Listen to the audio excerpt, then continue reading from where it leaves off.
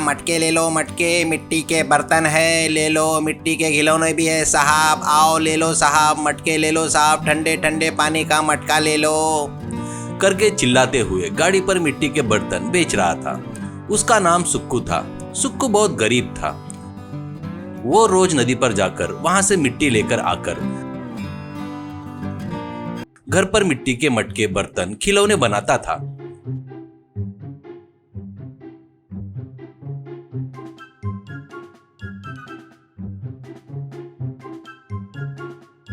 उनको गाड़ी पर रखकर बेचता था।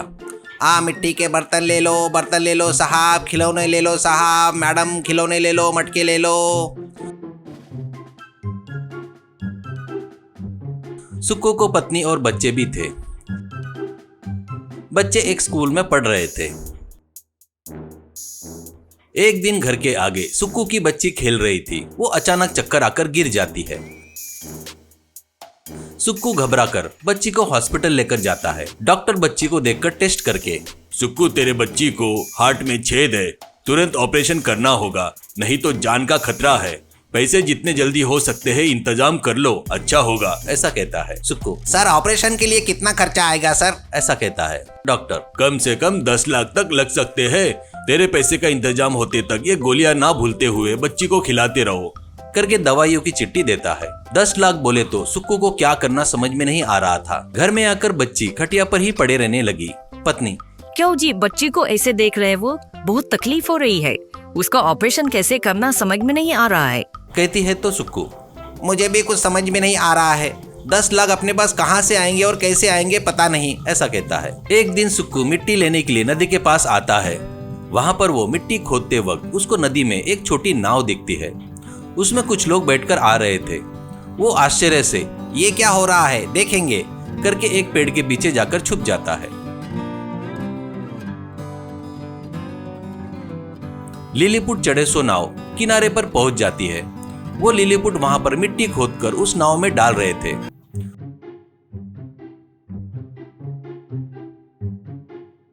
सुक्कू उनको देखकर सामने आता है। सुक्कू को देखकर लिलीपुट डर जाते हैं। उसमें से एक जन, अरे बाप रे, हमको कुछ मत करो, तुम्हारे हाथ जोड़ते हैं, कहता है तो और एक आदमी, बाबूजी हमको कुछ मत करो, हमारे बीवी बच्चे हैं, हमको छोड़ दो, ऐसा कहता है। सुक्कू, ए चुप करो, मैं तुमको क्यों कुछ करूंगा रे, मैं तुमको कुछ नहीं करूंगा, पर तुम कौन हो, कहाँ से आए हो और ये मिट्टी क्यों ले जा रहे हो, ऐसा कहता है एक आदमी। बाबूजी हमारा बौना देश है, हम वहीं से आ रहे हैं। इस मिट्टी से हम लोग मटके बनाकर हमारी प्यास बुझाते हैं। नदी के उस पार के साइड की मिट्टी हमारे कोई काम की नहीं है, इसलिए इस तरफ आकर ले जा रहे हैं। तुमको विश्वास नहीं हो रहा है तो हमारे साथ चलो, एक बार हम लोग क्या कर रहे हैं तुम्हें पता चल जाएगा, कहता है। सुक्कू ठीक है कहता है। वैसे सुक्कू तैरते हुए और वो लोग नाव से नदी पार करते हैं।